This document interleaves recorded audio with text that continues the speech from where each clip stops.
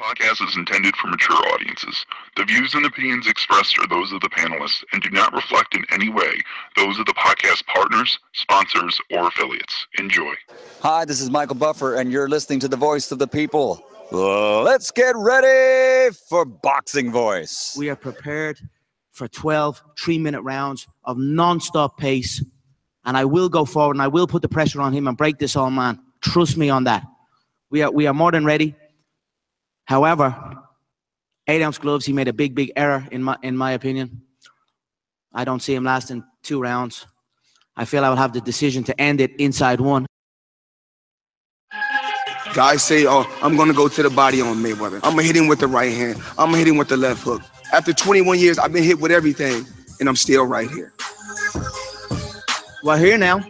You should have left me where I was, because this man is not on my level. We're going to see him. They're all going to eat your words in there. He's the best at what he do. I'm the best at what I do. The best fighting the best. But when it's all said and done, nobody is walking me down. Could I just ask you going to the fight tonight? No. No? How come? Because Dana White? Because it's an event for schmucks, and I'm not a schmuck. Even if it brings attention to boxing, a lot of fighters. You're cashing in on it, though. You guys came a long way to see what the truth is. This is not boxing. This is a farce. Floyd Mayweather is one of the most skilled guys going, and I mean, he proved, and McGregor is a nice guy, really a good guy, and he's a terrific MMA fighter. But as a boxer, he doesn't know how to spell fight. The truth is, his stance is all wrong. Floyd will knock him out whenever he can. And you guys, when you're right about it, don't blame Floyd for fleecing the public. It's not Floyd. It's not Floyd Mayweather's fault, ladies and gentlemen. We are back. Hashtag TBV podcast. It is Mayweather McGregor aftermath. The post-fight. Post everything. It's time to talk and get your opinions. A lot of you have to eat crow. A lot of you MMA fans been calling throughout the week, picking McGregor, talking about the left hand and the stance and the Mystic Mac this and the Mystic Mac that. Well, guess what? It's time to come on here and no more smack talk, just crow is all we got for you. I'm going to head on out to my co-host in the Golden State, to none other than the Hipster Hunter. Daladi Viasi production.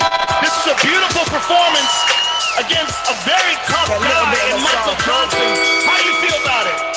Fuck that. Conor McGregor. Boxingvoice.com. You know me, Larry. From a wicked entrance, from a flip over the rock into a knockout. When the main thing is, I just want the guy. I wish. Boxingvoice.com. Yes, the Hipsters here. Haters beware. And I know a lot of people are hating that I'm saying that Conor McGregor exceeded my expectations and most of yours. But man, this event was fun. I had a blast during it. I know it's a sham, but it turned out to be entertaining, to say the least. In ring, outside the ring, the build up. It was a fun time, regardless. I think it's one of those things that we're going to look back on and say that was just a fun event. I can't wait to move on from it. I can't wait to see Conor back in MMA, back in the UFC, defending his title. I can't wait to see Floyd Mayweather go on and do bigger and better things with Mayweather Promotions. I think the future for these 2 guys are still pretty bright because these 2 guys are such magnetic stars and they have so much weight in the industry. And obviously we have Miguel Cotto's fight. We have Badou Jack, Gervonta Davis. We can begin to top rank ESPN deal. Maybe the rumors or semi-official news of Deontay Wilder versus Luis Ortiz. We can get into a lot of news today. It's a flagship edition of TBV. Hit that thumbs up. Hit that share button. Can't wait to chop it up. Well, let's not waste any time. Let's get right into the main event, the spectacle. People used all type of verbs to cover this one. They called it a circus.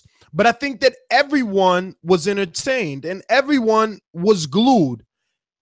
Everywhere you went, people were talking about this one. I was on the phone with a friend, and he was in a line in Taco Bell, bro.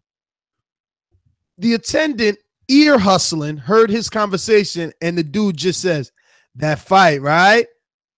Just like that. No names. That fight, right?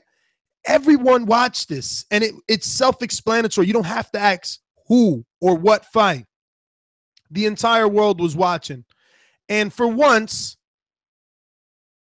I believe Floyd is retiring now because of the performance, Matt. The way that he went out, he left no room for criticism. So it just makes me feel like he's done, you know? He gave us what we wanted in the fashion that we wanted, and I guess he hopes not to hear any negativity. But I you know, I know the internet is undefeated, but I mean, what do you think so far? I mean, the event, it's over now, aftermath. I mean, McGregor, I mean, he I did watched better, like you said, than most expected. I watched it again today, and it is still sort of surreal. Like, it still sort of seems like it's a Photoshop event. Like, it doesn't seem like this is a reality. Regardless of the outcome, I think it was entertaining when I didn't think it necessarily wasn't going to be entertaining, but I thought it was just going to be a very average Mayweather fight, and it turned out to not to be that. It turned out to be a little more entertaining than that, a little more competitive than that. I think I just underestimated maybe McGregor's transfer of skill from MMA, his boxing technique, and what he can bring to the table into a boxing ring. And maybe I and everyone else underestimated him, just like Mayweather. I think we all sort of underestimated him. I'm very curious about the numbers of this event. I know the prelim numbers came out for Fox and did 3.2 something million, which isn't record breaking. It's decent, very good numbers, but definitely not record breaking. So it's gonna be I'm very curious to see what the pay-per-view numbers are. I think those are good numbers. None of those. I mean, the biggest name was Sean Porter, and he pulled out last minute, leaving, you know, maybe Steve Cunningham to be the biggest name on the prelims. Those are great numbers for, you know, let's face it, no-name fighters. Yeah, but I think the magnitude of this event, and again, if people were predicting 11 million, 8 million pay-per-view buys, we're talking about an astronomical number of people that are probably watching the prelims as well. And I don't think 3.2 is indicative of that. I don't think we can say, oh, 3.2 million, it's going to do 8 million pay-per-view buys. No, it's probably going to be a little more, not average, but it's going to be closer to maybe 2 million, maybe 3 million pay-per-view buys. Like, the idea that it broke May pack may be wrong. I know Alex Doomsday Lainez on the Thursday show said he didn't think it would do that. Maybe he was right. Maybe it didn't do that. Maybe there were a lot of people just streaming this. I know there were a lot of people streaming this. I know a ton of people that called me up telling me they were streaming this. So I don't know really how many people bought this, because, again, we had so many people saying it was a shit fight. They didn't want to watch it. It wasn't worth $100. Even though the event turned out to be, in my opinion, they missed out. What was that? They missed out, honestly, because, you know, those were people assuming. This ended up being a lot better than what I expected. I've already been, you know, hitting up on numerous different DMs talking about our fight chat and how they watched the fight, then went back and watched the fight chat, and it gave them chills. You know, the fight itself was good. I was not expecting Conor to go as far as he did. I was not expecting Conor to be able to, you know, use the jab and find range with his lead right hand and, you know, be able to land straights to the stomach. I was not expecting that. And let's be real, you know, those first 3 to 4 rounds, depending who you were, you scored them all for Conor or 3-1 for Conor, and you were scared. You were looking at yourself and at the people in your living room, and you were saying, what the fuck is going on? You didn't know. I didn't know that Mayweather was deciding to give us this new, you know, game plan where he allowed, kind of not new. It's kind of the rope-a-dope without the ropes, right? He let the bigger man gas himself out, throw all the punches that he can, use the high guard, deflect, and then turn it up in the end, which brings me to some audio that I want to play because that is such an impressive thing to do. I actually want to, touch on this. About to head home now after a incredible night of boxing here at the MGM.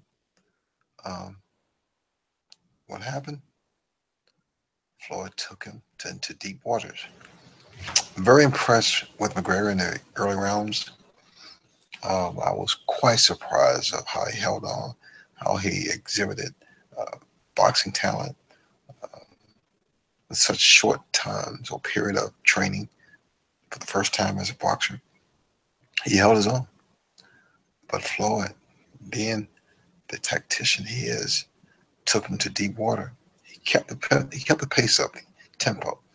And you can't just do that. You have to work for years to be able to pace yourself in those late rounds. McGregor, keep your chin up. Mayweather props.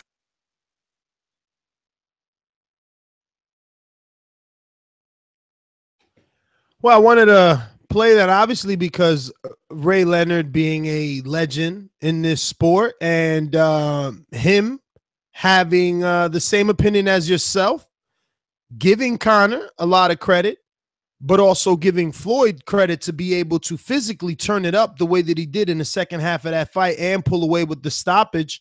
So, I know that you're getting a lot of heat for your opinion, but you share the same opinion as Sugar Ray Leonard, a very, very knowledgeable person in this sport. And, I know they're singling you out, but I feel I'm in agreement with you. I think Conor did good. He did exceed our expectations, I mean, here's what happened. Here's what this whole thing is. The way I wanted. Here's what this whole thing is. I think a lot of boxing fans, because in their minds, and a lot of people's minds, even your mind, this was boxing versus MMA. This was about making a statement. This was about saying that our sport is better than your fucking sport. You're this upstart fucking new age shit, and you allow all this dirty shit. We're refined. We're better. We want to show that. So because we got the W, we got the TKO, we want to make sure that it's as emphatic as possible. So I think a lot of boxing fans want this revisionist history of Mayweather becoming Triple G in a way and taking the shots and all that as a way of further pushing down MMA, because in their minds it's boxing versus MMA. It's not about just looking at the fight as a fight. It's not about looking at this and saying, oh, it's just Mayweather versus Conor. No, this is about two worlds colliding and fighting. This is about two different cultures in their mind. And I think that a lot of people are right now made to think that way. And unfortunately, that's clouding their judgment on what we saw last night. What we saw was a competitive fight. And it's okay to say that, even though we're talking about a Floyd Mayweather fight fighting a 0-0 guy. I know that's hard for some people to say that, to say the word's competitive, but it's true. And a lot of boxing fans, including myself, did not think we were going to get a competitive fight. We saw what happened to Julius Ndongo against Terrence Crawford to become an undisputed championship.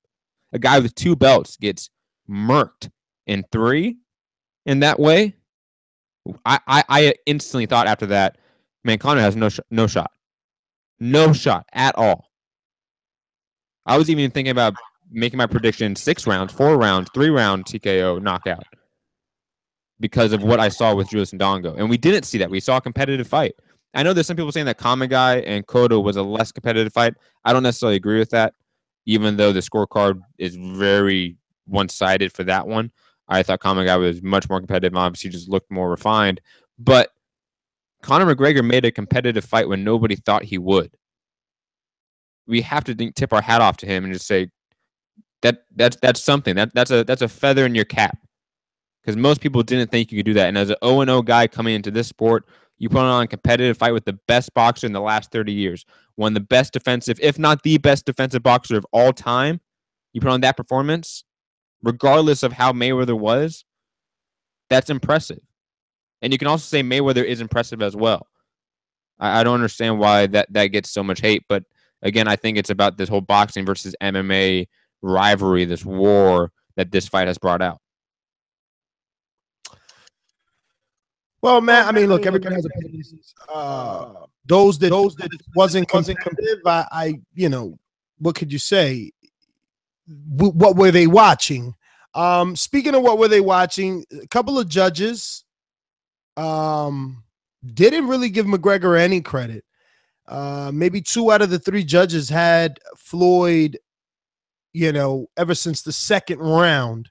If you're watching this on YouTube, do us a favor, hit that thumbs up button. It helps with the visibility of the show. And the more thumbs up, the more callers we get. It puts us in front of more faces. And I know that you spoke of disappointment, and now it's my turn to be disappointed. I'm disappointed in the young Tank Davis. Missing weight. The Mayweather protege. I mean, it's like you got this silver spoon in your mouth because you signed with Floyd and he chose you. He didn't choose Tabiti. He didn't choose Ashley Theophane. And obviously, the fighter has to do something for Floyd to back him as strongly as Floyd has been backing Davis. I don't know. I wonder, how's that relationship now, being as though that, Davis failed to make weight on Floyd's biggest card, where Floyd needed him to shine. I mean, you seen he introduced him to Snoop Dogg in the All Access as the youngest champion. You can't do that if there's no title. But he did get the win last night. But in a very ugly fashion. And it's one of those things where, in a different way, similar to the main event, it was just less entertaining. Regardless of the levels of difference in skill that was blatantly obvious between Gervonta Davis and Fonseca, he was letting it be competitive. He was letting Fonseca hit him when he didn't need to. He was letting the action be dictated by his opponent. And again, it was obvious Gervonta Davis was still in control, was still winning, but he was letting it be competitive. And to me, he made it look ugly as well. I know a bunch of casuals that were watching that fight that did not like that one at all. Never heard Gervonta Davis in their life, and they were very upset by what they saw, and they did not like the winner.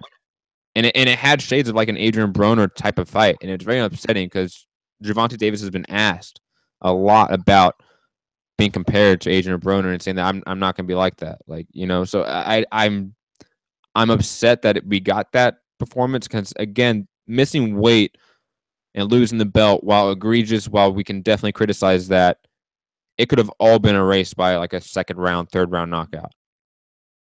It could have all been erased by an early dominant performance. And he didn't. You're right. You're right. But the story of the night becomes that it took him longer than what we expected. When we don't know a person, we're not expecting to see them for a long time. Like, I put it this way, like you had a bunch of people say, oh, Lomachenko would wash him because of that. Well, I mean, he didn't look, I mean, it was better off that he lost the title. He didn't look like a, dominant champion anyway. Speaking of dominance, this Kamegai Miguel Cotto fight was one of the most trickiest fights of the weekend, Matt, because while Cotto was landing, very attractive punches throughout the entire 12 rounds, Kamegai really wasn't ever hurt. No matter what still shot you can find me, he still marched forward and continued to throw punches. And I'm just like, wow, if this guy Kamegai had any more power, would Cotto will? I remember hearing Max Kellerman and Roy Jones question each other in the round of 5th round that if Cotto was still, if Kamegai was still coming forward in the 9th and the 10th, what would it look like? Credit to Cotto. He did a marvelous job giving angles and things like that. But, a lot of times I kept saying, is this the round that Cotto gets tired? Because Kamegai just kept coming forward. Now, obviously, Kamegai is, doesn't have any power. But earlier today on another show that you can catch if you head on over to iTunes or just subscribe to the YouTube channel and check it out on our podcast playlist, we spoke about top 5 opponents for Conor McGregor. And, watching that Cotto fight, I'm thinking Conor can hurt Cotto if he can take him deep, if he can go late. He's got to go late. right? Because again, Kamegai had a lot of success. Wait, did you say Conor would what? Wait, you gotta repeat that again. I just want to make sure I heard that right. He could hurt Cotto late based off this Kamegai fight. I mean, and I'm only saying Cotto because we mentioned him in that earlier show as a possible opponent for Conor.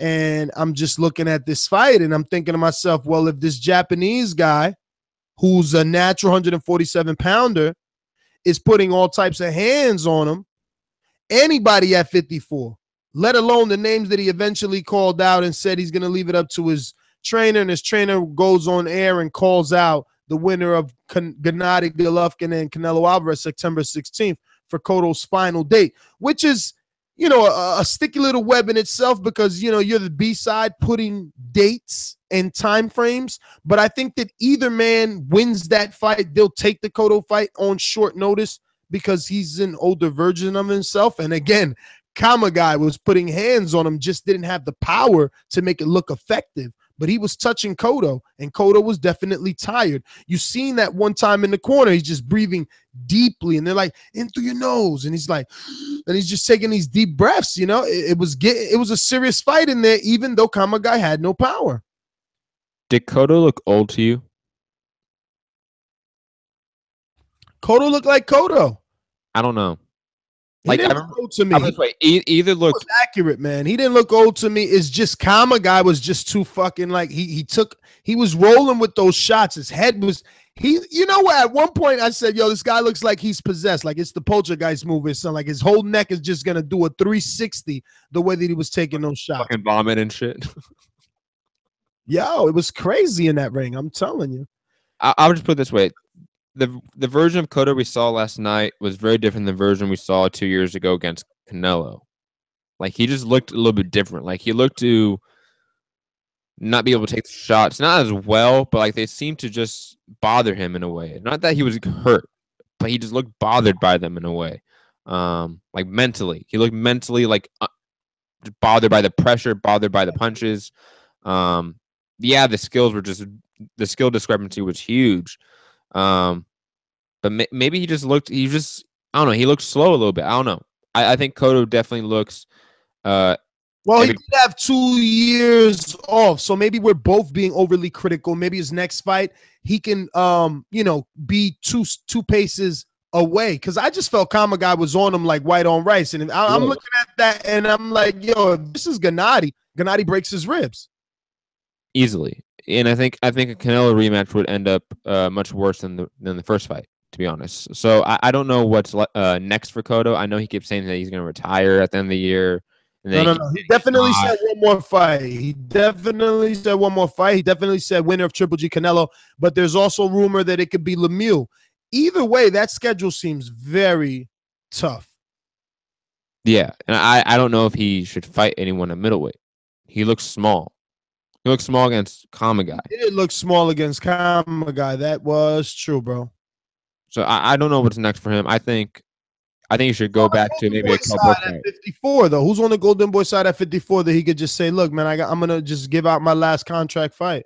Why don't you go back to Kell Brook? I think that would be a good fight. Oh man, Kell Brook. He did sense damage goods. You get that UK money. I don't know. I guess.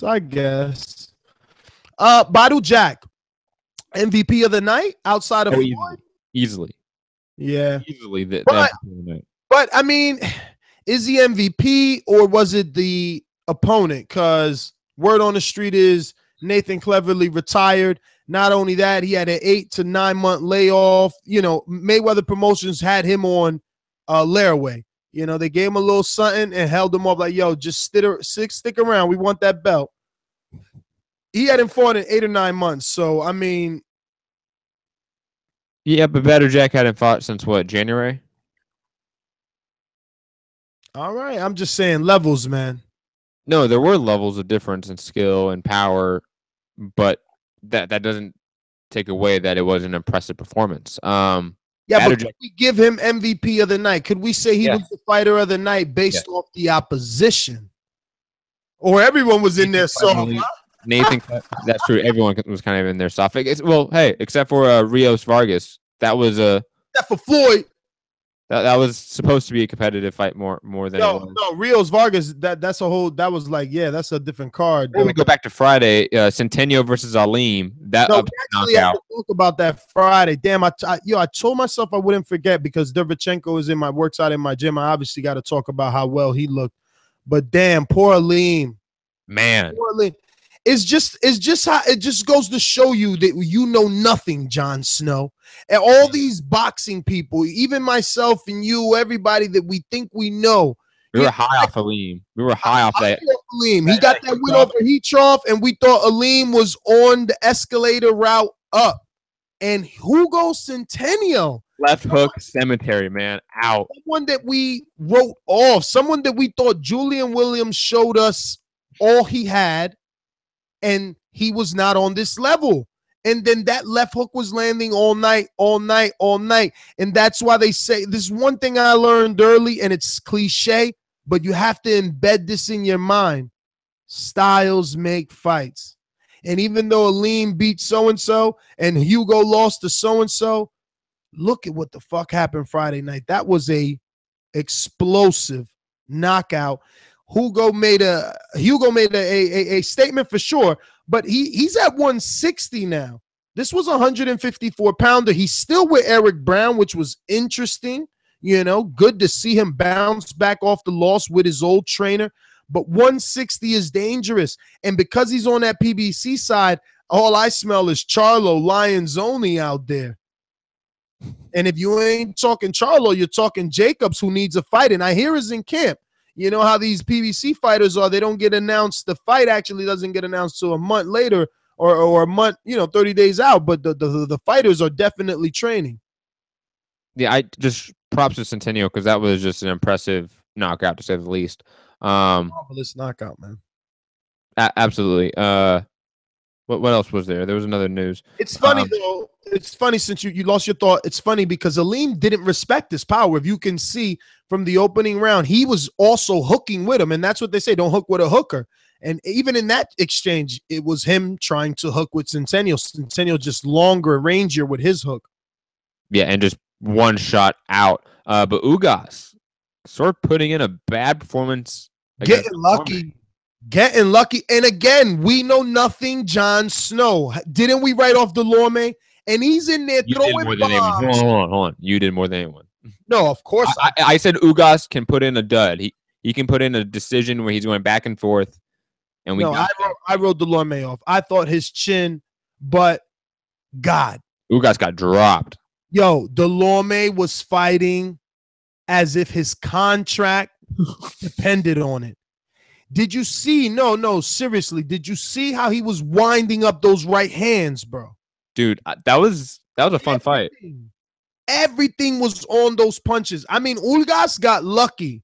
He got lucky because Delorme dropped him. I don't even understand. I didn't score it. I'm not going to argue on Ugas' resurgence. And then here comes fucking Delorme and ruins all that. Makes me look bad again. Jon Snow. You know what I'm saying? Fucking Delorme, out of all people, had Everlast gloves, rival shorts, and Everlast pants. It's like, come on. You're on the fucking Mayweather card. You ain't even got shit together. And you still was about to be someone that threw a monkey a wrench, or is it a monkey? I don't know. You know the phrase. He definitely was about to fuck shit up had he beat Ugas. But Ugas should have lost, though, I think. There's a part of me that feels like Delorme. Scoring it, I'll be honest, but I felt like Delorme won it. Sad, man. So Derevchenko, then, unless you want to, add a little more to that. No, we can go to Derevchenko, and then I want to hear the MVP of the weekend. I mean, MVP that's how this all started. MVP has to be Badou Jack because, we said why, right? His performance. But if you're saying weekend. Yeah, weekend. Let's go weekend because we have to include the Friday card. Well, no. If you go weekend, then I'm going to give it to Sergey Derevchenko just so he could get some shine because his performance was masterful. It was. Hey, Terriano Johnson made him work. Yeah, made him work by, I don't know, the amount of times his gloves hit his face. What do you mean? You don't think that was a deep competitive fight in the first, I would say, like 7? Terriano was horribly inaccurate. Yes. So it didn't matter what work he was doing. The technician was the only one landing clean shots and effective shots. Terriano was just in there coming forward until he couldn't come forward anymore. And I was surprised. I think you and I did a live fight chat, right? I was like, wow, this guy's still around. Like, he's got a chin. He definitely has a chin. But he's got no skills. No skills. I mean, but again, I learned what I learned. So anything I might have said previous to today, take it as a grain of salt, because moving forward, I know nothing Jon Snow, and a punch can change everything. And Terriano, with the right 160-pounder, Glenn Tapia, Gabriel Rosado, Curtis Stevens Part 2. Those are good fights. Yeah, they are. Fights. So I don't want to write him off. And he had the inactivity. Then he had that one sole fight in March. That's probably not enough. Any other fights that were? Oh, Ronnie Rios, Ray fucking Vargas. Yes. Ray Vargas, man, is my new watch out. 5'10", 122 pounds of speed, blistering speed. And it looks like power to me, okay? Ronnie Rios, I like him. I've always liked his shoulders and shit. He's like a little stocky dude, but very limited. Very limited, you know what I'm saying? And he wasn't really listening to his coach, to be honest with you. His coach was imploring him to do more. He just was not doing it. But Ray, I want to see Ray with Guillermo. If we can't get these deals finalized with Lomachenko, Guillermo has to go get that belt. He's got to move up in weight or what. I know Guillermo has a lot of belts, but Ray also has a belt. Vargas and Rigondeaux, I don't give a fuck about the height. He's in your weight class. That's the best guy in that division that I know right now. And HBO's taking a liking to him. You might as well get on that train, Rigondeaux, if you're intelligent. But Ray Vargas put it together. Ray Vargas versus Jesse Magdaleno could also sell out like the StubHub in LA easily. I don't know about selling out because nobody knows Ray Vargas, but I hear you. With the market here, I think, especially with Jesse Magdaleno, because he's a little bit of a local star here in terms of boxing. So don't get confused. It was Cotto people came out for. I understand that, but Jesse Magdaleno also brings in ticket sellers or ticket buyers. So I think does he? Because last I checked, he was living in Vegas. So since when does the LA market like him? Because he's been fighting the LA market for quite a while. But back to the overall point, I mean, MVP of the weekend has to either go to Centennial or Badou Jack, and I want to give the MVP to Centennial because of that knockout. And the competition. Badou Jack was not in a 50-50. Centennial at least was in like a 60-40, 70-30. Tipped the other way. Exactly, depending on what odds makers you were looking at. Like, no one expected Centennial to pull this one out. I mean, Hugo the fucking boss. He bossed up, yo. That was nice. I mean, I want to see Aleem bounce back. This is crazy, is what I'm saying. You know, we know nothing. All these good guys getting knocked out. These setbacks.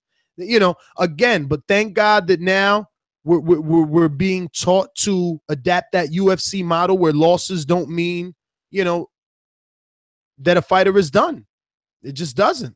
Because look, I thought that Centennial was Dunsky. And he came back on the map. Any other headlines, Matty boy? Well, of course, do you want to get into the Top Rank ESPN deal? Deontay Wilder versus Luis Ortiz rumors?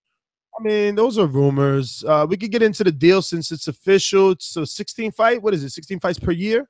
Well, it's 16 fights on either ESPN or ABC, and then 2 streaming fights. So ESPN is making a Netflix-style streaming service come January of next year. That's launching, and obviously they're going to have 2 streaming fights on there. So 18 fights total, or fight cards, I should say. This is going to be interesting. So you're saying ESPN is making a streaming service? Yes, they are. They better be willing to take content from everybody because, you know, how are you going to pull in subs if you just got Top Rank stuff there? Well, I would assume whatever other deals they have with either college sports, professional sports, that would also be streamable as well, as well as maybe their live content. I don't know what the exact makeup of it is going to be like. Is it just going to be the ESPN app on steroids in the sense? Like, I don't know the exact nature of it, to be honest, but I know they are making one, and it's going to launch in January. Well, I think it's about time we open up these phone lines. But what I do want to say in the wake of the Top Rank deal is it's time PBC announces something, right? I mean, at this point, PBC is just an acronym that we use loosely in boxing, but we haven't seen any of that propaganda. We don't even know if that still exists. I mean, I've heard. We had a PBC card literally. No, I know. I've heard fights say brought to you by the PBC, but they've been on Showtime. I mean, obviously Fox is there, but CBS.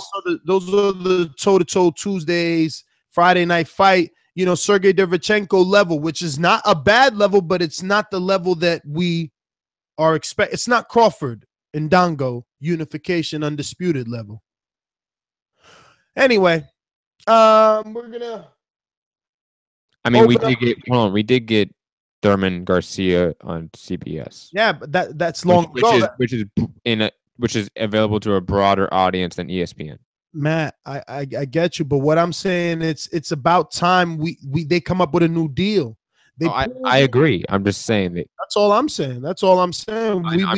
We need to be talking about what they're doing moving forward and what's going on with them and how many fights they're gonna have on Fox or BET or whatever. You know what I mean?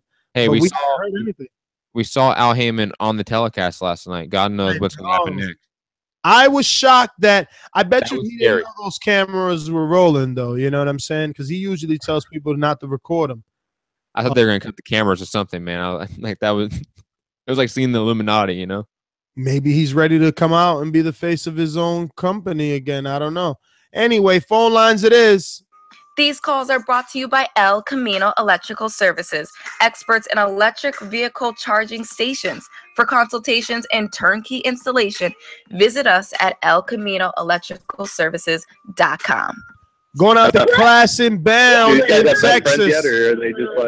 Class and Bound, talk to us. No. Yeah, I'm talking to you guys. I'm listening. All right, moving on.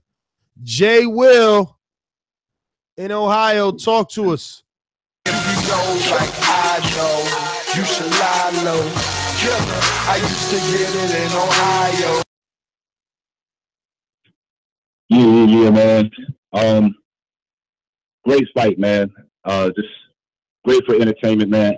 Everybody that I watched the fight with left happy. So that was a real good thing. I think people on both sides boxing and MMA should be happy. I do think that some of the credit that's being given to McGregor, it is warranted, but I mean, it's not really taken into the perspective of, given the situation that, I mean, he was fighting a guy's about to be 41 and he ain't fought in 2 years. And he's in this athletic prime. So I just kind of think that, and plus I think some people were doubting him way too much anyway. I mean, we all knew that Conor was a counterpuncher. In order to be a counterpuncher, you got to have timing and know how to, master distance. Those are like some of the hardest things to learn as a boxer, so I think people were already kind of doubting. I said it would go at least 8 or 9, so I wasn't never saying no 4 or 6 round, stoppage with Mayweather. But yeah, I was happy. I just think that at the end of the day, we can't put too much on this fight. It was just leave it for what it is, and let's just look forward to what we got coming up. And that's my call. Jay Will, pleasure to have you as always. We're going out to the UK. Remember to add Nestor Gibbs on Skype. That's NESTORGIBBS. Add us. You must send a friend request to be added to the call. So you know who I miss? I miss Blackface.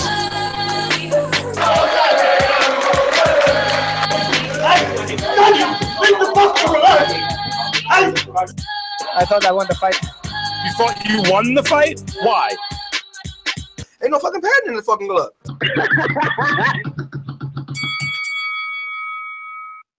Yeah. It's Blackface all the way from the UK representing. Just want to say good morning, good afternoon, good evening, good night to everyone listening in the past, present, or future. I thought the Mayweather card as a whole was good. I was kind of concerned though, because what I saw when the fights first started, I saw Conor McGregor controlling Floyd's lead hand fairly well for the first 2 rounds. But as the fight went on, Floyd just basically, Conor's power was just completely ineffective, and his endurance and stamina down the stretch, in my opinion, was embarrassing. Considering he's in the prime of his career and he's a high-level athlete, I don't expect my athletes to be gassing like that, regardless of what they're doing, as far as I'm concerned. But obviously, I don't know about the UFC, but as far as I'm aware, he's the UFC's best representative. And, he kind of gassed pretty much immediately after the, potential 25-minute mark when the UFC fight was supposed to end. He kind of just fell off the cliff after that, and I thought that was pretty bad. It reminded me when man used to play Fight Night and used to waste down all your energy and still throw haymakers. That's how bad it was. It just made your punches ineffective, and he just didn't have any answers after that. He had difficulty when Floyd went into headphone mode, when Floyd just basically shelled up and walked forward. He didn't really have an answer for that, really. In regards to the stoppage, if you don't throw punches or try and evade punches, you're asking to get stopped by the referee. If you don't want the referee to stop the fight, don't put yourself in a position to get stopped, as far as I'm concerned. You have to throw punches. You have to try and attempt to try and defend yourself.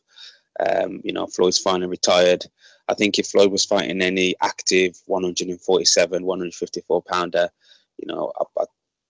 Floyd wasn't, great, so to speak, but the guy who was fighting wasn't great either. So you can only fight the level of opposition in front of you.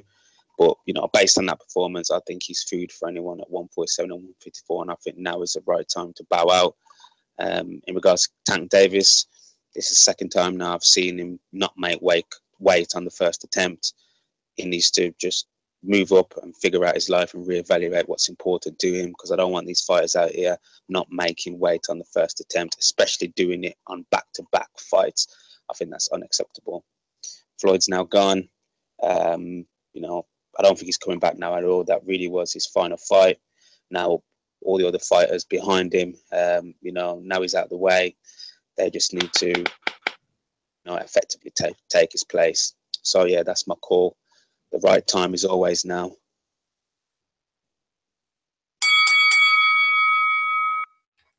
Well, all right, my friend. Thanks for calling in. As always, we're going to go out to Las Vegas to our resident rock star, Robert Ortiz from Escape the Fate.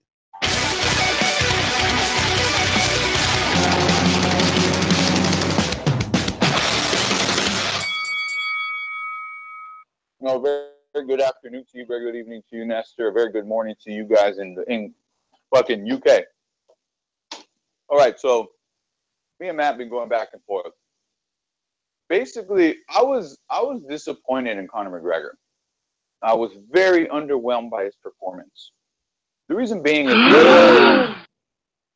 I believe that. Can I get a word in? Can I get a word? I can never have a call. I can never have a call. I know I'm a character and all that shit. I like to talk shit, but let me get my call in, Basically, it went pretty close to how I think most of us predicted it would be, in the sense that we thought that he could get stopped there. Ultimately, though, I thought Conor could make it to the end. And the reason why I'm disappointed is because, all right, first, I knew that it would take Floyd some time to figure out, because Conor is a counterpuncher, and he's probably the biggest opponent, both height, reach, and weight, that Floyd has ever fought. The only reason it was really, truly exciting is because we didn't know what Floyd was coming off a 2-year layoff at 40 years old. So when you seen him not being able to reach him and Conor kind of taking it to him, keeping that range, you were like, oh shit, this could be it. But it was like the moment he adjusted to that counter uppercut that Conor threw, it was like, oh cool, Floyd's got him, it's over. That's how I felt. immediately. So for me, it was like, it was a little bit kind of dramatic. But then once Floyd took over, we knew what it was. So from there, the reason why it was disappointing for me on Conor's end was because you got Floyd Mayweather, the guy who can't really punch, walking you down. And I thought at some point he could actually throw a punch that had any power whatsoever behind it. He had no fucking power. He was not turning his foot. He was doing nothing at all. I thought, okay, the smaller gloves in UFC, I get it. They're obviously you're gonna get more knockouts that way. That's fine, but at least some fucking power. And he had nothing, so he landed more than Pacquiao and Canelo, right? But why? Floyd didn't respect that power whatsoever. So when you're telling me that Conor did good, he didn't do good. The fight was not competitive. Floyd Mayweather, a guy who does not like to get hit whatsoever, walked him down and ate those shots because he didn't give a fuck because they had nothing on them. Hey, Rob. Although, hold on, I'm not done. And although I knew he was going to gas out, okay, I'll answer as soon as I'm done. And although We're about to be done. he would gas out, although we knew he was going to gas out, that's the most tired I've ever seen a professional athlete in any sport, like the last caller. And then lastly, I thought he'd go out as a warrior, not running away. I thought at least he could make it a dogfight at the end. If it need be, when he's falling apart, I thought maybe he'd come back and give it a dogfight. But he ended up just running away and not punching. I get Floyd's the greatest versus a guy in his first fight. I get that. But he's a world-class fighter and warrior. And I saw none of that yesterday. No power, no fighting, no fighting. Okay, that's what we thought. He was a fighter. We knew he could get schooled, but I didn't get beat in a fight. Your turn, Matthew. I just want to ask a quick question. Do you think that Manny Pacquiao was more competitive in his fight against Floyd Mayweather? I think by the look aesthetically of it, it appeared to be an easier fight based on him not landing as many punches as Conor. But the Manny Pacquiao fight, he did hurt Floyd on a number of occasions, and Floyd had to work the entire way. Despite it looking easy, it was not easy. It was very, very tense for Floyd the entire Now, what about Robert Guerrero? Robert Guerrero, he schooled him, but he took him seriously, and he avoided all those shots, and he had respect for that power, and he had to fucking do it right. What about Arturo Gatti? Arturo Gatti, wow, fuck, man, okay. You got me on that one, but let's examine it. And Floyd was Pretty Boy Floyd in his fucking nar prime, and Gotti was on it completely his way out. And look at the size differential. Well, let's look at the context of this fight. We have a 0-0 boxer. That's fair. That's fair. So again, what I'm disappointed in is that I thought at the end of the day, Conor would go out on his shield. And Floyd said, you could go out on your back or you could go on your face. He chose to go out on his back, although he didn't actually end up on his actual back in the literal or in the what do you call it? In the sense of hyperbole, he was running away. He lost the fight on his back, and to compare it, right? All right, Rambly. Call him Rambly Rambler. We got to move on to some other callers here. But I obviously want to thank you for calling in. We're going to go out to Michael on Skype as well. Mike, talk to us. Hello. Mike, what's up, brother? Talk to us. Oh, yeah. Hello, guys. Yeah. Rob, mute up. Am I still on mute? No, not you. You're good. Go. Oh, yeah. So, first off, talking about the Conor McGregor and Mayweather fight. First off, I would like to say that I'm disappointed, not in Conor McGregor, because I knew, his skills boxing ability wasn't there. I'm just disappointed in more to do with Floyd Mayweather, because he didn't, based on his performance, he didn't take. I don't think he respects McGregor for a start, and he doesn't respect his power, doesn't respect his ability, doesn't respect his skills. For him to have that performance in regards to not neglecting his whole game, his whole game plan or his whole way of boxing that he has fought against Canelo Alvarez, against Pacquiao, against the other opponents, to just completely disregard it, do a completely different tactic. I just thought, you know, he didn't respect him at all. And people are crediting Conor McGregor for his performance and saying, oh, yeah, credit him for going 11 rounds. Let's put this straight. If he was facing Canelo Alvarez, if he was facing Errol Spence, they would have got him out of there in 3 rounds. Then we wouldn't be having this conversation, you know, because it was Floyd Mayweather and he wanted to make it a little bit entertaining. He dragged it on longer than what it should have done. And people have to think about it like this. Yeah. Now, Mayweather took the mick and he decided to do this different tactic of, let me just come forward, and let's see what his power was. Now, if Conor McGregor's power was that great, it would have forced Mayweather to change his tactic. Because no way, if he was facing Canelo Alvarez, he wouldn't be fighting the way he fought. Because he knows that Canelo Alvarez has got knockout power. And now everyone was hyping Conor McGregor's knockout power and saying, you know, oh, we're going to knock him out in 2 rounds. And everyone was talking about it because of the way he did in UFC. But you can tell from his boxing technique, yeah, how he punches, there was no power in his shots. No power whatsoever in his shots. So because of that, Mayweather thought, I'm going to go forward and it doesn't matter. And you can tell, like you say all the time in your show, look at his face and look at Conor McGregor's face. Is there any bruises on Mayweather's face? None. There was no power in his shots whatsoever. So for people to say, oh yeah, he's great to win the 11th round, I would have won 11th round the way Mayweather was fighting. The way Mayweather was fighting, anybody would have beaten Mayweather the way he was fighting that night. So let's put it all into perspective. Yeah. Great call, Michael. Great call. Thanks for calling in. We're going out to the 816-609, 816-609, 816-609. First time caller. First time caller, my friend? No, that's no first time caller. It's Kansas City Mac. I'm just calling from a different number.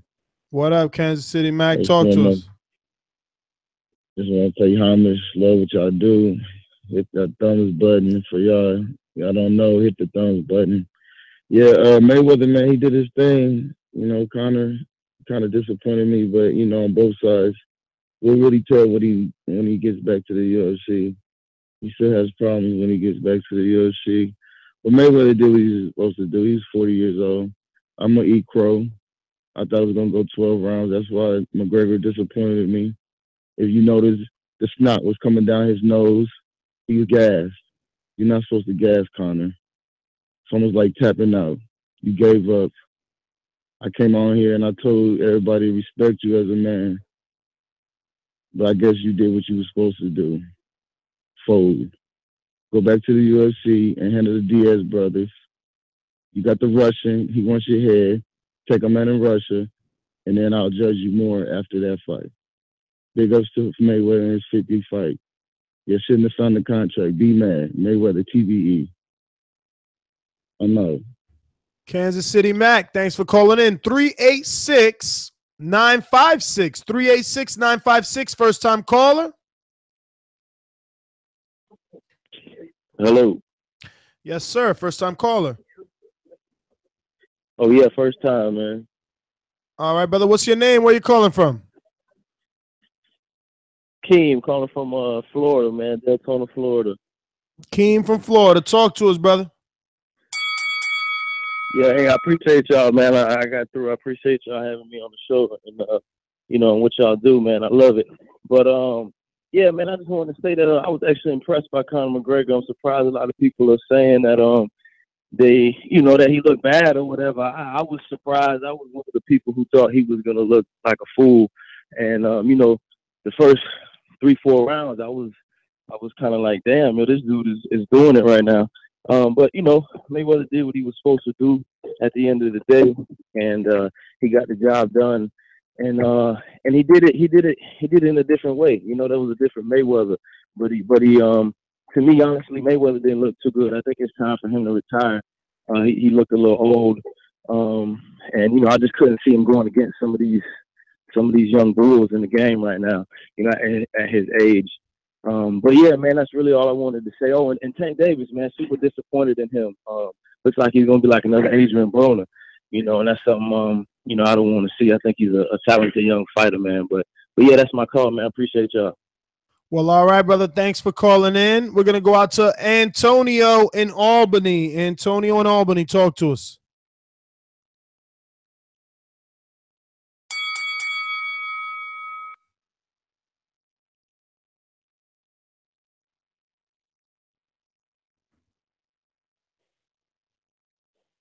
Going out to Long Beach. Long Beach in the house. Yeah. Yeah, man. The fight was excellent, dude. I think it was a big fight, big night for boxing. I feel like both guys won, and it was all good in that regard. McGregor had more skills than I think most everyone assumed. Whether that be due to how Mayweather decided to fight, I don't know. But Conor was able to.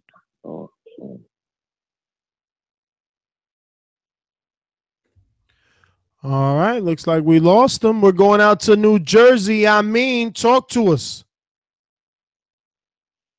Yo, fellas, I mentioned it last night. I just want to say it again. What happened last night was a replay of what happened between Tommy Burns and Jack Johnson. You know what I'm saying? And I'm going to take it there for a minute only because you got to look at what people understand about boxing. A couple of my UK guys, they hit it right on the head. Power is not how much bigger somebody is than you. McGregor came in there probably, over 170 pounds after he rehydrated, big as hell, taller, but it's speed versus accuracy is what creates power. And the man does not have enough speed, and he sure as hell didn't have any accuracy beyond the jab. I mean, he threw a couple left that he slipped in there, but he wasn't able to create any power. So when people look at this fight and they kept pissing and moaning about McGregor having a chance because of his power, they're talking about two flat-footed motherfuckers standing in front of each other throwing shots. And that's not what was going to happen. So all this, one-shot power, I mean, it's idealism. But as far as them, and I felt like that's what also happened in Ward Kovalev. Sometimes you got a fighter and the climate of the country want something else to happen, but the reality happens. And then, they save homeboy from being stood over, from getting his punk ass knocked to the ground like a pile of dog shit and being stood over by the victor. So, I was a little disappointed that I didn't get a chance to see McGregor fall to the ground like a pile of dog shit and have Floyd Mayweather standing over him. But it was still a competitive fight. I gave McGregor the first 3 rounds.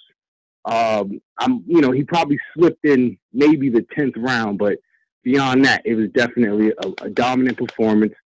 Floyd's got nothing to prove. Everybody's good until they step in the ring with Floyd. McGregor, on the other hand, I talk about 5 fighters that he could fight moving forward. I guess that's my call. I mean, thanks for calling in. We're going out to Los Angeles' own. Mr. Infojo. This portion of the show we call In the Know, presented by my brother. Yeah.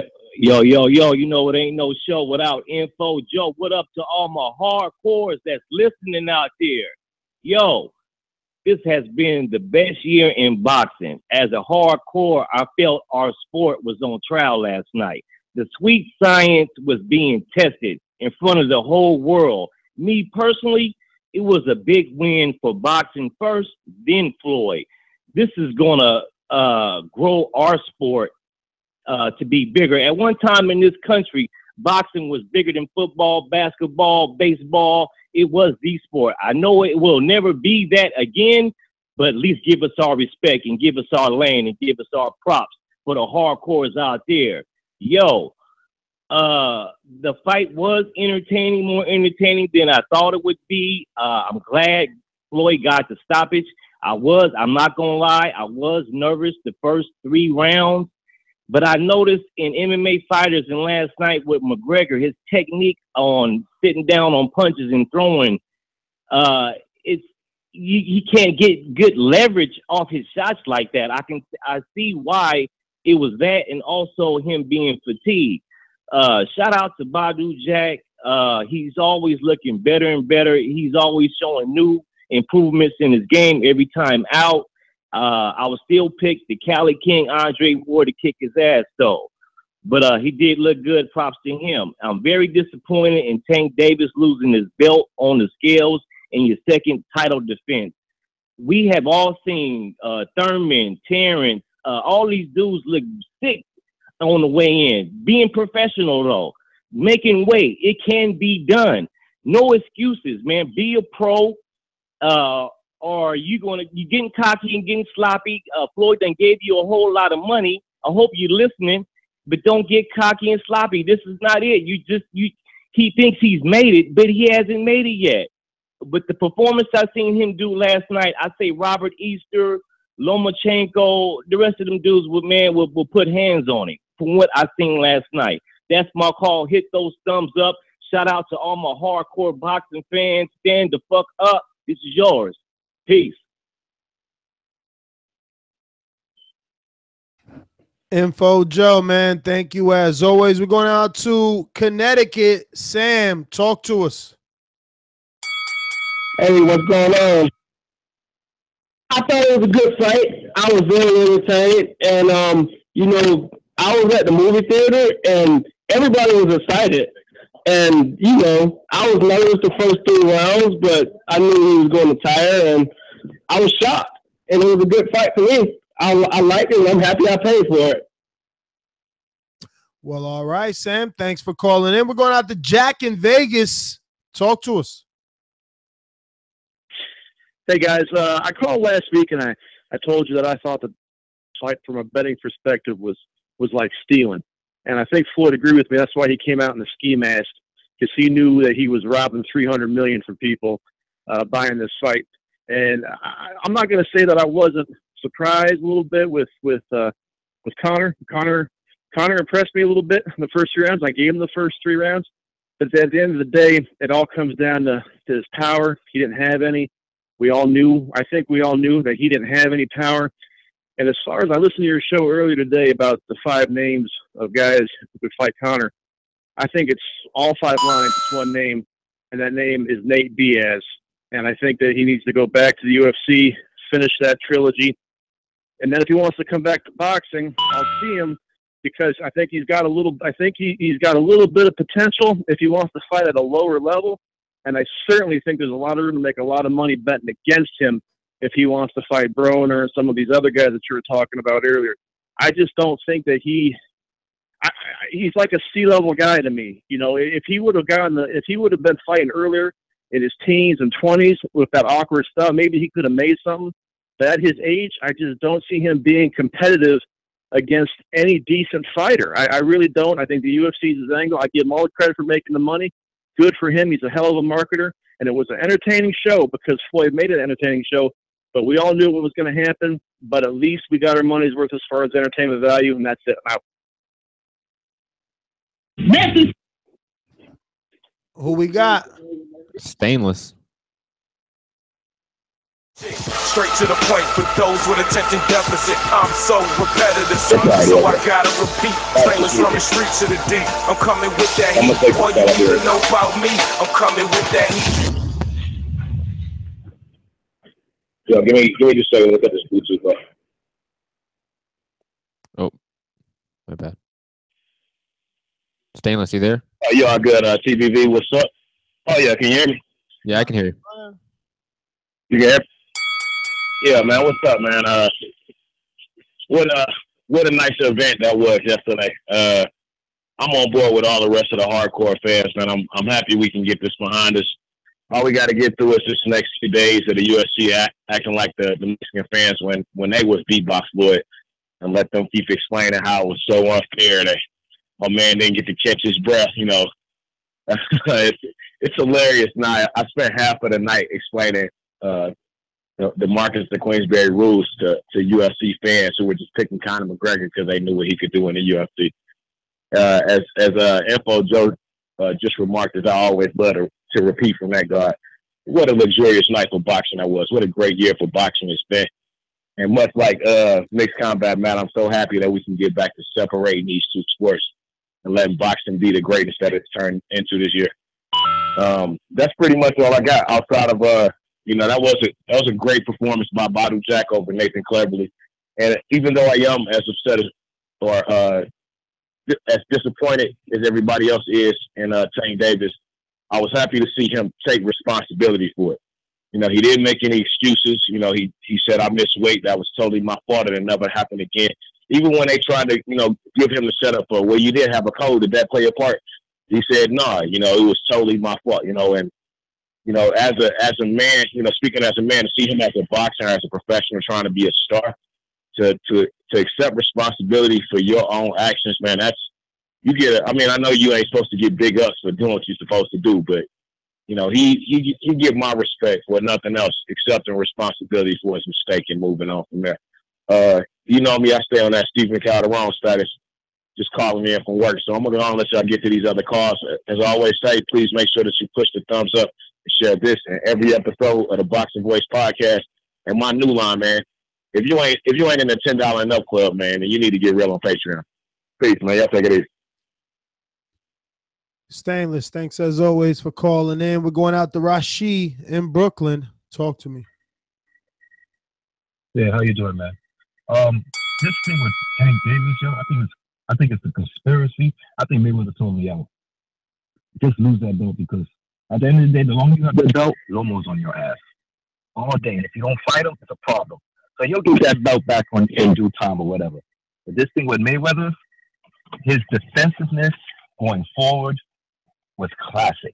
Everybody thinks being defensive on the ropes or going back, but he let McGregor use his own aggression against him. Going forward and being defensive first, second, third round, it's classic. Made that man keep throwing punches. Yeah, he won the 3 rounds, but my question is, what if McGregor did not lose his stamina? You just gave up 3 rounds. That's my thing. But he gambled and he got a good bet. He did his thing. And this thing with Tank Davis hitting that kid in the head, back in his head, that was a total mess up right there, yo. The first 2 punches didn't do nothing, and they're gonna say the punches before got him weary. Nah, that punch in the back of the head was done. That was a flop, yo. But I gave it up to Mayweather. He did his thing. He gambled the ring, and he did his thing as a 40-year-old. He did the right thing, and like McGregor said, he has that composure. Once you have that composure, then you wait till the man is on his last, and then you attack. And that's exactly what happened. You're going. These people don't know. You going in there defensively, going forward. Everybody said, "Oh, he was going forward." Yeah, he was going forward, but he was going forward defensively, and that man could not hit him at all. And that's all I got to say. I mean, the way I see it, you could beat Mayweather if you just get what you got to get in and get out and you run. But what happens with these fighters? They're so aggressive and they think they got power. They do have power, and they're just going in and running in and doing their thing. Back up a little bit, man. Let Mayweather come to you and do your thing and hold. And you gotta be smart when you fight a person like Mayweather. You can't just be doing what you think you're gonna do. You gotta do something way awkward. And it didn't work out for that young McGregor. It didn't work out. He ain't good. He didn't have a good game plan, though. So, peace out. That's all I got to say. All right, brother. Well, thanks for calling in, Rashid. We're going out to the 408-839. 408-839.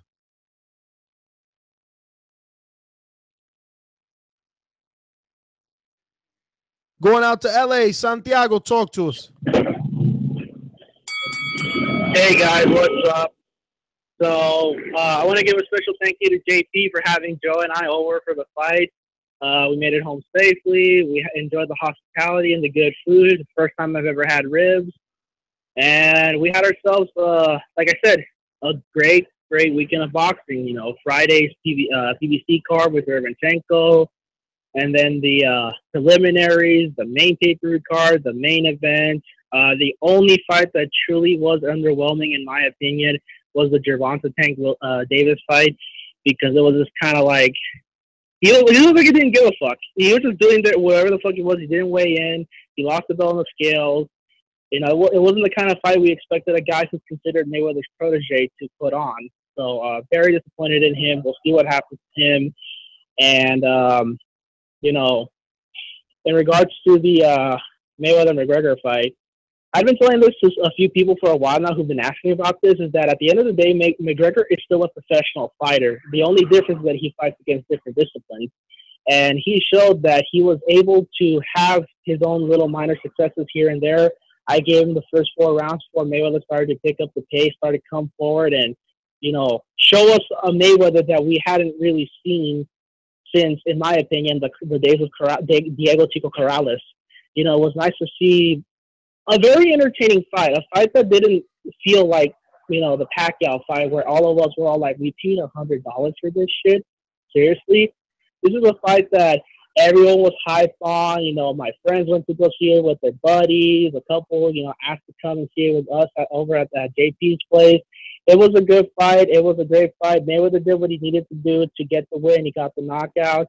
Props to McGregor for putting on a good performance for himself. Whatever he chooses to do after this, pursue boxing again after defending his title in the UFC, or just sticking to the UFC from now on. You know, he did well for himself. You know, I have nothing bad to say. For all the people who are still bashing on this fight, like, seriously, guys, you guys are just a bunch of haters at this point. You guys don't want to give any of these guys credit. So that's my call. Any questions you guys have regarding any of these topics that today's show, feel free to ask. Otherwise, that's my call. Santiago, as always, thanks for calling in. Majid, talk to us.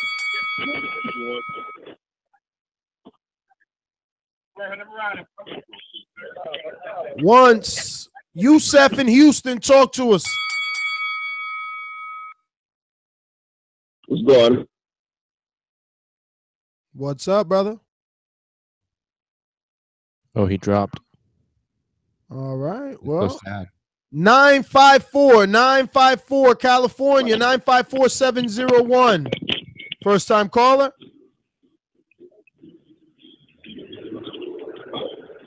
Nine 954-701. Going once. Twice. And everyone's dropping the ball. Come on, guys. Smoking Jay Franklin, it's on you. Yeah. We can hear you. Yeah. Hello? Yes. Hello, y'all there? We are here. Oh, I just wanted to say, first of all, that Floyd Mayweather is the fucking king. I mean, like, the man is just proven himself to be consistent, and everyone just fucking hates on him for some shit he did years ago. The man's the fucking king, best of all time. Second of all, Conor McGregor's a bitch, and all y'all who support him are fucking bitches as well. Fuck all you. Whoa, Smoking Jay, calm down. 717-858. 717-858. 717-858. Going once. Bye-bye. Marcus, DC. We know he's ready. You know I'm ready, man. I'm ready, man. Yo, check this out, man. A couple of things. One, man, where has Santiago been and he only had a rib for the first time the other day, man? I'm ashamed of y'all, the boxing voice, for allowing Santiago to come to all these appreciations and never having a goddamn rib. JP, thanks for giving that man a rib. Number two, he said, we're not accustomed to a Mayweather protege doing like Gervonta. Newsflash, Adrian Broner? Of course we are expecting the Adrian Broner protege to act up and not make weight. That's what they do. Everyone acts like Gervonta took responsibility, but this is his second consecutive fight missing weight. If you remember, he had to come back for 2 hours against Walsh. He did it several times. He had a fiasco then and apologized and said he wouldn't do this. So I don't know what's going on with him. Matt said touched up. You know, I would probably not refer to Mayweather getting touched up in that fight as I would Jeff Horn got touched up. Andre Ward got touched up in the fight against Whitcomb, but I think Mayweather was a little bit more deliberate. Now you see why I told y'all in the first verse, Mayweather would have a problem with a guy who could score from a distance against him because it will make him take the lead. In the fights against Juan Manuel and all these other people, they've always had to come to Mayweather. Mayweather has always avoided somebody who could score at distance, score at range because it will put the onus on him to come forward. Defensively, from a standpoint, he's never really wanted to do that. But if you had to do that, don't you want to do it against a guy making his pro debut? I think so. Mayweather had a great performance, though. He showed the skill of what a boxer has that's deep in the game. And crocodiles, they don't grab zebras at the shore, eat them at the shore. They grab them, take them into 20 feet, and drown them. And the croc was Mayweather, and the zebra was Conor. Conor said in the press conference, I don't know why I keep having these dips and spells with my energy in between fights. I have to figure it out. And then takes a sip of notorious Irish whiskey. And Mayweather would look at him like, probably because you over there mashing your liver. Get your mind right. Get your fight right, man. Live a life for like 4 or 5 years like you're supposed to be a supreme fighter. And then after that, you can drink your ass to death. That's my call. Shout out to the Boxer Voice, DC in the building. I'm out. All right, Marcus, thanks for calling in, brother. We're going to go out to the 717-858. Hey, what's up, man? Can you hear me? Loud and clear, brother. Who's this? Where are you calling from? My name's Ray. First time calling. I'm calling from Pittsburgh. I've been listening to you guys for a couple of weeks now, and I really respect what you guys are doing. I watched the fight last night, and I think that Conor did win the first few rounds, but I don't think he really won them that solid. He didn't really land anything that powerful. And, I think Mayweather was kind of just playing with him. I think it's hard for Mayweather to just go in there and just take people out that fast. Like the way that he boxes has always been very defensive. And, I think a lot of other boxers probably would have handled Conor much quicker than Mayweather did. But, I think that's Mayweather. I think that he just is getting older now, and I don't think he has what he used to have in the ring. And that's just about it. I don't really think Conor really had a chance. So I didn't really appreciate the way that he was talking about Mayweather. I've never really been a big Mayweather fan, but I still just thought it was disrespectful to try to step into the boxing world and think that you're going to go in there and handle someone who has never lost ever. So, that's it. And like I said before, I appreciate what you guys are doing, and I'll talk to you again sometime. All right, brother. Well, make sure you subscribe to the channel so you get those notifications because we do a bunch of spontaneous shows. And the only way to know when we go live is to make sure you tick on that little bell. It'll give you a little notification, and you'll be back on here live.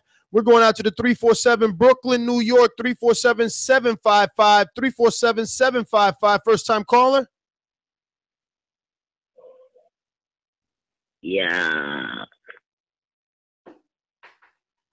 All right, 201 going once, 201-705, 201-705. Rob, Jersey City. Yeah, that's me.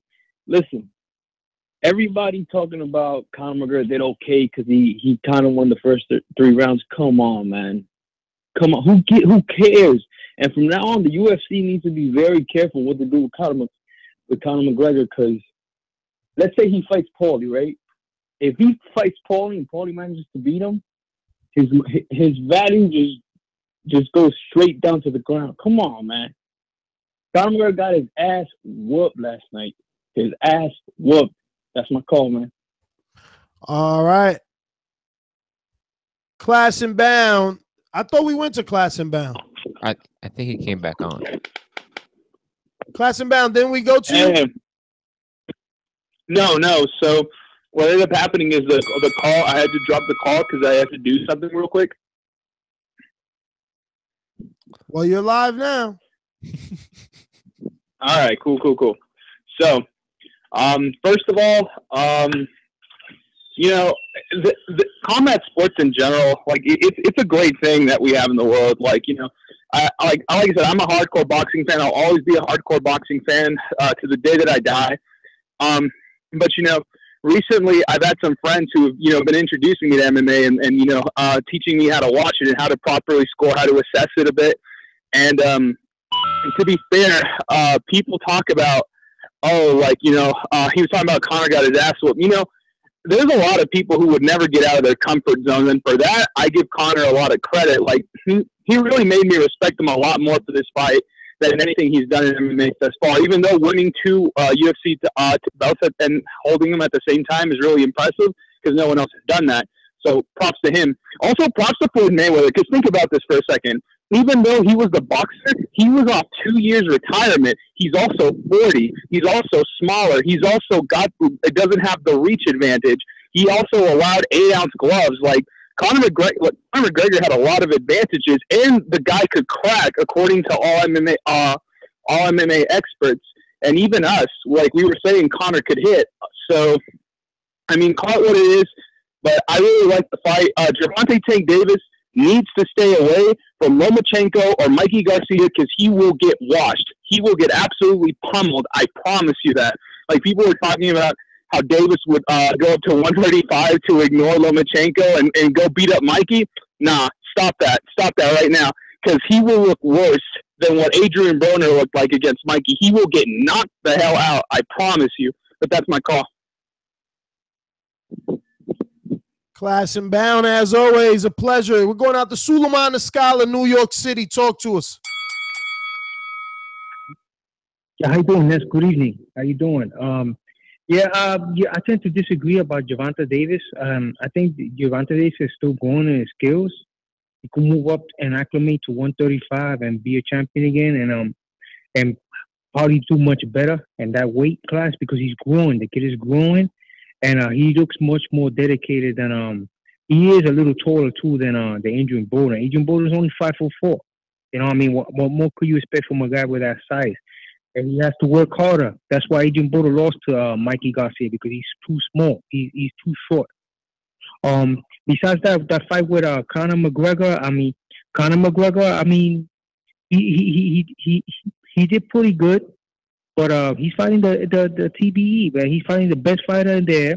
The first fighter who knew the game plan. He wore himself out in the early rounds, and he started landing some clean shots. He wasn't even blocking. He couldn't even lift his hands up, and it was a TKO. And Nathan Cleverly, the smartest thing he did was to retire after that loss. And I wouldn't mind seeing Cotto fight fight the winner of Triple G and Saul Canelo Alvarez. That would be a good match, a good farewell fight for him. And you guys have a great night.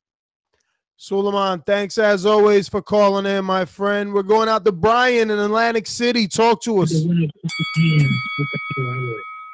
Brian. Yo, you're up. Clock's ticking. All right, word up. Hey, last night was a beautiful night for boxing. I thought finally, we got some excitement. The fight was a lot better than I thought it would be. Actually, I thought Floyd would. I did say 9 and 10 that Floyd would get him out of there, but I wanted to see Floyd finish him off. I think the ref let him keep his honor and get the TKO. But I think Floyd would have had him on his back. That's what I really wanted to see. I was really impressed by Badou Jack. Badou Jack threw down. He looked strong. His defense looked really good, way better than it normally looks. Tank, I don't know. Please, I just hope he doesn't turn into Adrian Broner, but I'm seeing him going that way. He fought. He fought. He was throwing get off me punches, and that punch was definitely to the back of the head. But he was winning the fight regardless. But it was a bad look. The whole situation was a bad look. And Tabiti looked pretty good, but he's going to have a problem, I think, when somebody really knows how to pressure that guy. He moves a lot, and he's sharp. His defense is pretty good, but I think when he fights the European guys, they're going to come at him different.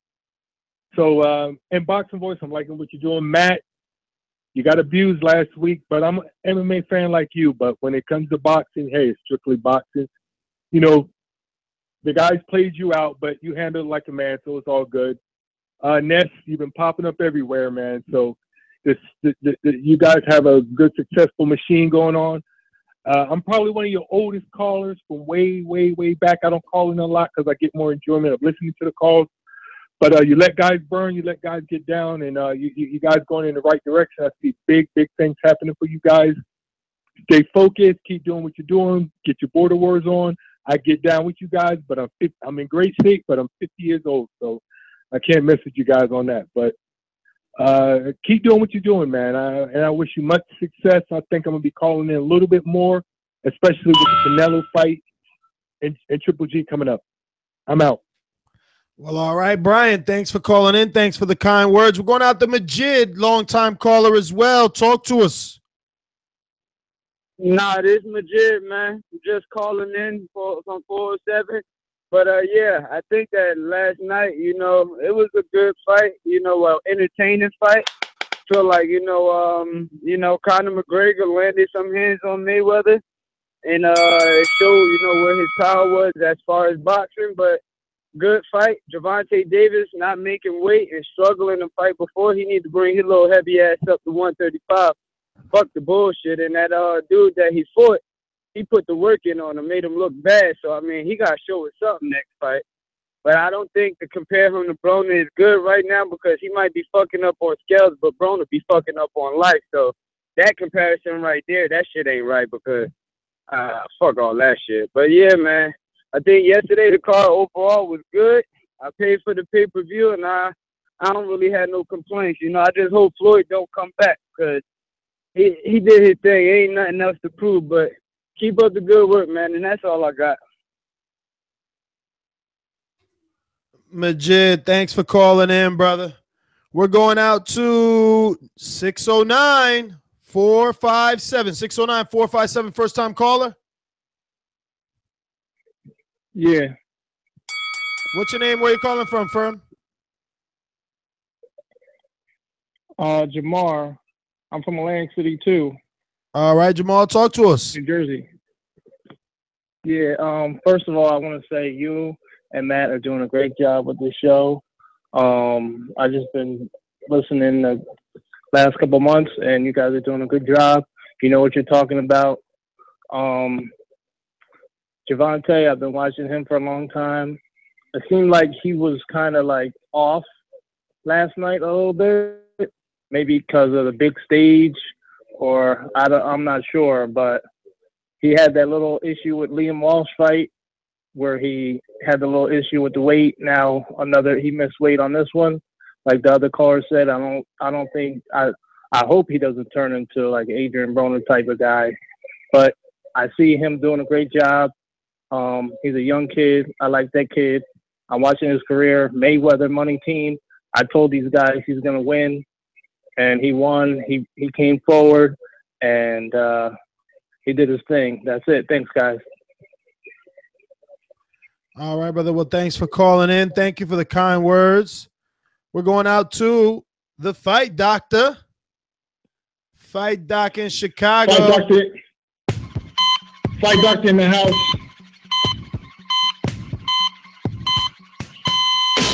Don't even respect your ass. That's why it's time for the doctor to check your ass, nigga.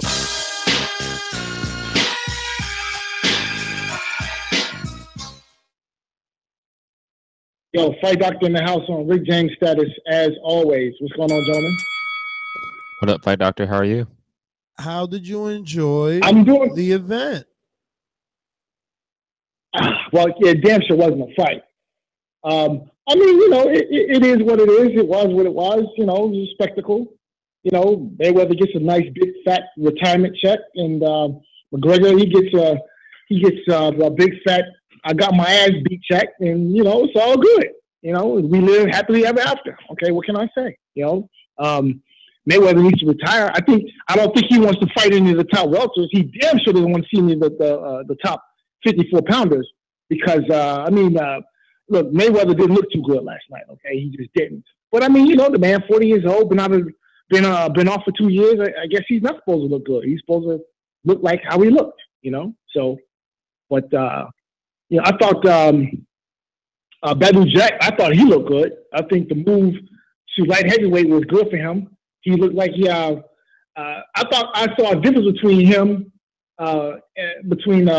his performance last night and his previous performance at 168 against the guy from England. I forget his name. But, I mean, he looked to just be more, I don't know, have more energy, more snap, more snap on his punches. He just looks better overall. So I think he can make some noise at 175. He won't beat Ward, but I think he could probably beat Stevenson. You know, I would like to see that fight. All right. Anything else you got for us?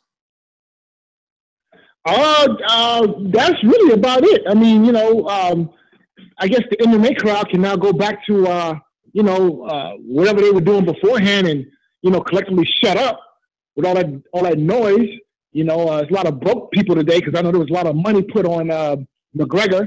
You know, listen, MMA fans, look, boxing it's a whole different sport, okay? It's not just throwing punches like what they do in MMA, all right? It's just a whole different science to it. So, you know, listen, had this fight happened 2 years ago, it would have been 2-3 rounds tops, okay? So that's all I got. Well, Fight Doctor, thank you so much for calling in. You rounded out the show. It's that time, Matthew the Hipster Hunter. We didn't have a single Game of Thrones finale. We didn't have a single person call in who picked Conor McGregor and eat crow. Of course not. They always hide when it's time to eat the crow. You know how that goes. I mean, gone are the days where we had the super producer with a list and we would not allow them to lie. We would name them off on air. Call them out. Did we get to this 917 guy? No, he just jumped on. Says he's been there for quite some time. 917, who are you? Hey, Nestor, Marlon. You said your name is what? I just wanted to say Marlon. Marlon, what's up? Marlon in Brooklyn, talk to us. Yeah, I think it was Mayweather was patient. He could have easily took him out earlier, but he made the night more entertaining by letting Conor take all his shots out. He broke him down and got him out of there like he was supposed to. I think Conor should have had his hands up and tried to throw punches back at the end, but he was just too gassed out, I guess. And then in terms of Gervonta, I think he needs to try to get that belt back somehow. I don't know if he's going to be a mandatory for the belt or not, or if it's going to be a long process. But I don't know. I was kind of disappointed with how he lost the belt and got the win off of that shot. But that's all I got. All right. Thanks for calling in. You know, on the outro, I'm glad you brought that up so I could talk about it because, you know, I mentioned my disappointment in Gervonta, but I forgot to mention that he made $600,000 for this. Like, imagine he didn't lose the title. You know what I'm saying? They made it very easy for him to secure a future for his family, and it just infuriates me that he didn't make weight. Now, I know that it can be difficult. I do. I understand that. But like some of the other callers said, this is now the second time in a row, man. It's just looking bad for the home team.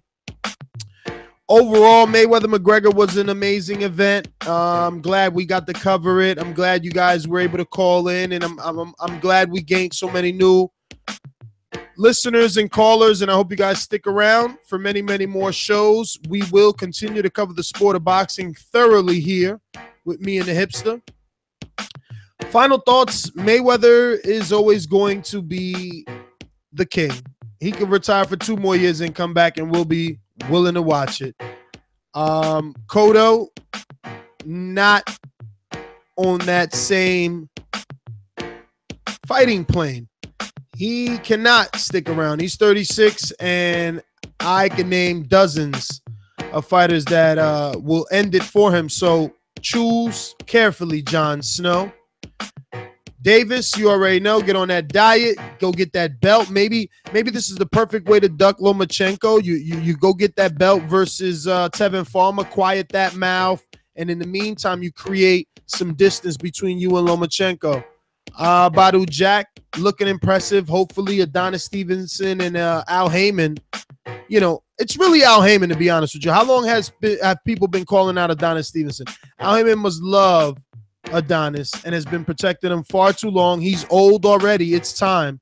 Badou Jack obviously is the guy, if not Marcus Brown. I'm your host, Nestor Gibbs. Find me on Instagram and Twitter at NestGTO. I want to thank everyone that tuned in.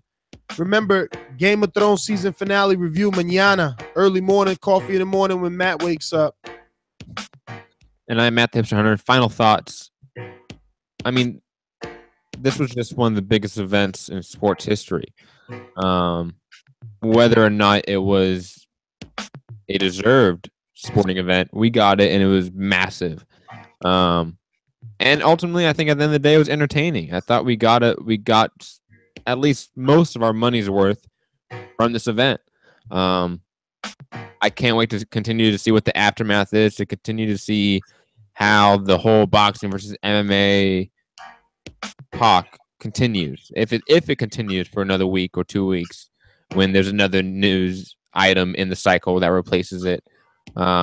This was a historic event. This was something that books will be written about in a way, and I think a lot of us really need to sort of understand and sort of decompress and understand and really come to grips with what this thing was. I don't know what that is. I watched the fight twice. I watched the event twice, and I don't know really what I saw. Like, it's still a spectacle. It's still that surreal feeling. It still doesn't feel like it's reality. But we're here. We're here in this day and age. And it's been a great year of boxing. I hope it continues. I hope these numbers from this event are massive, and I hope they stay and watch the sport. Watch guys like Keith Thurman. Watch guys like a Marcus Brown, like you mentioned. Watch these young guys. Watch an Andre Ward. Watch a Lomachenko. Watch a Terrence Crawford. I want the sport to grow, and hopefully this event helps that. And I think that's the biggest positive and hope we can take away from this event, is that all these casuals will somehow stick to the sport, because it was fun. It was entertaining. This wasn't Mayweather-Pacquiao. Yeah, I'm Matt the Hipster Hunter. You can find me at Mixed Combat News on Twitter, Matt Hunter TBV on Instagram, and my MMA podcast, Mixed Combat Radios on Patreon, SoundCloud, YouTube, iTunes, etc. Peace. Later.